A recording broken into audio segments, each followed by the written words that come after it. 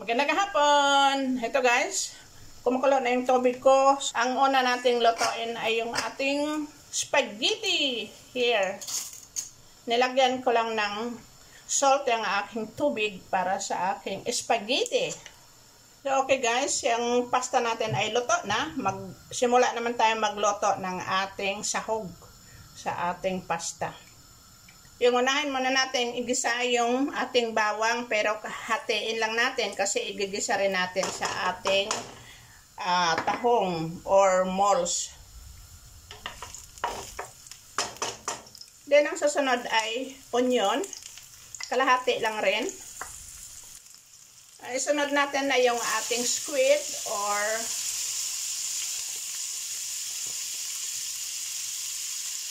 ngayon maglagay tayo ng kaunting provincial herbs, pangpabango. Ang bango ng aroma nito guys.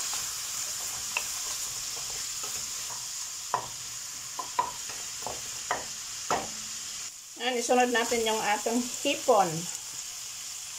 Maraming sahog ang aking spaghetti.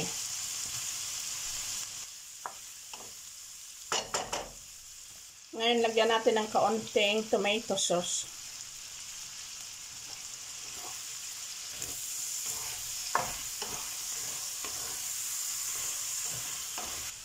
So ito guys, ready na ito. I-set aside muna natin yung ating ginisa na ito na hipon at saka squid or calamares.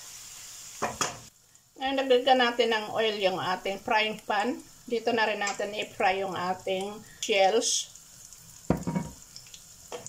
At igisa na rin natin yung ating garlic ulit para sa ating moles or shells.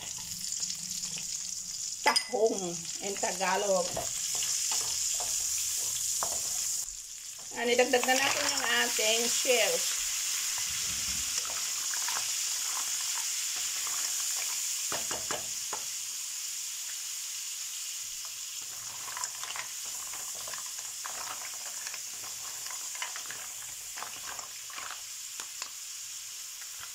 Lagyan muna natin ng takip para madaling maluto. So, tingnan natin guys yung ating hongta or shells. Ayan. Wow. Almost ready.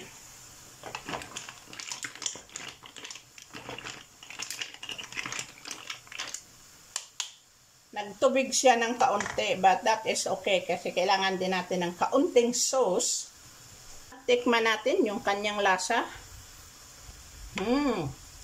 Masarap. Pagdating naman talaga sa shells ay always masarap. Kahit anong loto, simple lang or lagyan mo ng maraming mga iba't ibang spices, always masarap. So ngayon guys, ibalik na natin yung ating ginisa na squid at saka shrimps, hipon and calamares.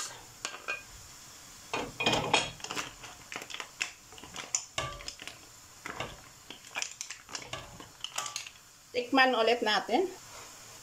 Sarap.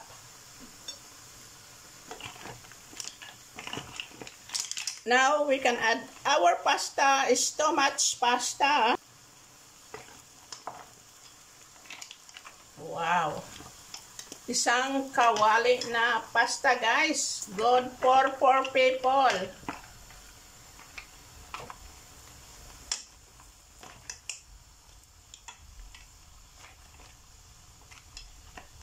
Ang ganda ng sahog.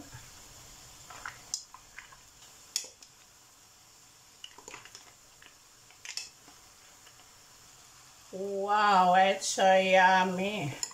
Delicious. Amazing. Yan guys, lagyan natin ng kaunting cheese. Yummy, yummy. Wow.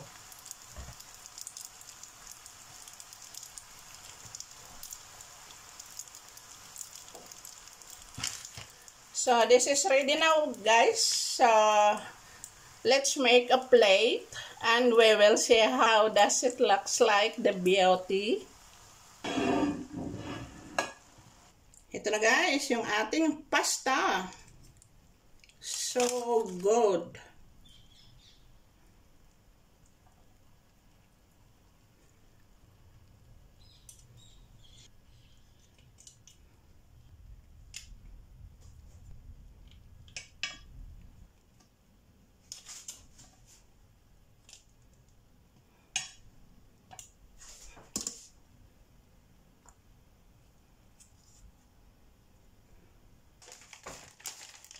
So here is now our plate. Look at that.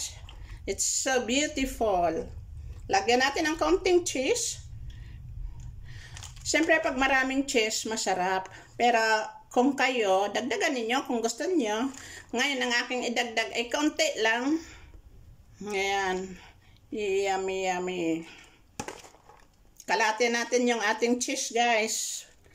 Dala na rin sa decoration yan. Ayan. Look at that. Ayan guys. Ang beauty ng aking spaghetti with seafoods.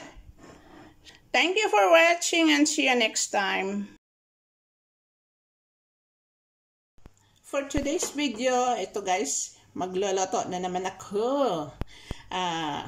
Meron akong chicken legs dito. Ito, malalaki, mabigat, hindi makuha. Gusto ko kasi yung malaki at buo. Ayan guys. Diba? Simple lang ang aking pag-marinate dito. Nilagyan ko lang siya ng olive oil, salt and pepper, provincial herbs, at saka garlic powder. Kasi gusto lang namin yung simple na hindi masyadong maraming spices. So ngayon guys, i-oven ko ito at lagyan ng patatas. Ngayon ilipat ko dito sa malaki kasi marami kasi ang aking chicken legs.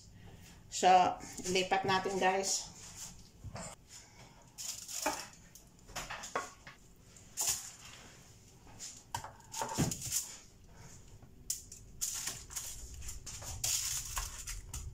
Ito yung aking patatas. Ilagay ko na lang dito sa aking chicken para sabay-sabay na sa paglagay sa oven.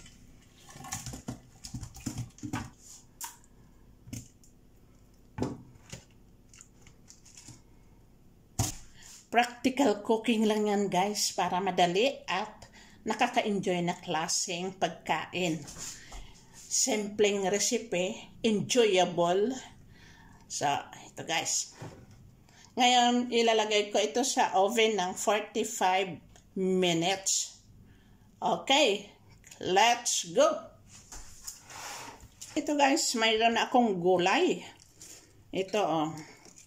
Ito ay hihiwain ko at lagyan ng kaunting ground meat. Alam ba ninyo yung ganitong gulay guys? Ganito yun guys. Tingnan ninyo. Ang tawag nito ay kale. K-E-L-E. Yan, masarap ito guys. Onion.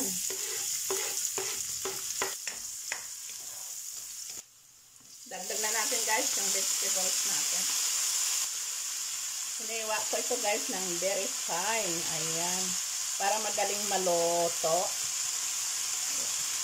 Ayan, lagyan natin ng konting asin. Ang ginamit kong asin ay yung iodized. And then garlic powder. Black pepper.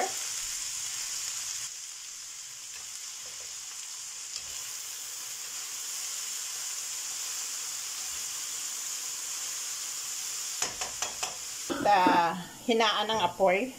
Tingnan na natin kung ano ang kulay ng ating gulay. Oh wow.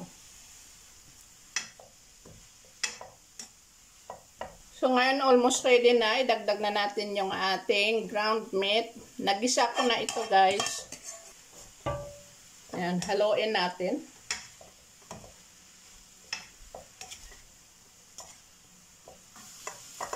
So it's almost ready now. Tikman natin. Sarap. Super. Ito itong klaseng gulay guys ay very very low in sugar. Kaya hindi ko na dinadagdagan ng kahit anong mga spices kasi ang ating goal ay yung low of sugar na mga pagkain. So ayan guys, I hope mag-enjoy kayo at may idea na rin kayo kung paano magluto ng mga gulay o pagkain na pwede ninyong makain with a very low of sugar. Luto na ito guys, ready na. Food is ready. Ready to serve guys. Ayan, ang ganda oh. Diba? Yummy yummy. Oh, beautiful.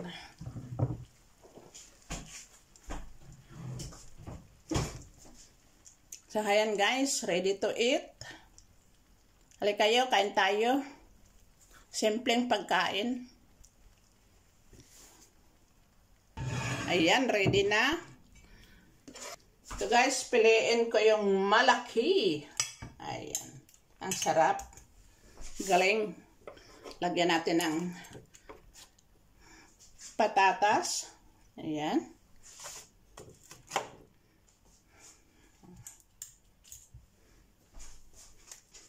At ito naman yung ating gulay.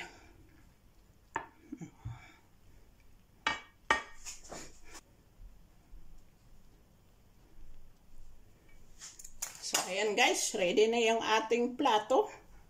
Tingnan nyo. Isang malaking hita ng manok. Tsaka yung gulay natin. At dalawang patatas. Pwede naman kayo guys, magdagdag kung gusto niyong dagdagan. Kasi 2 piraso lang na patatas ang nilagay ko. Kaya pwede natin damihan yan. Thank you so much and see you in my next video. Bye!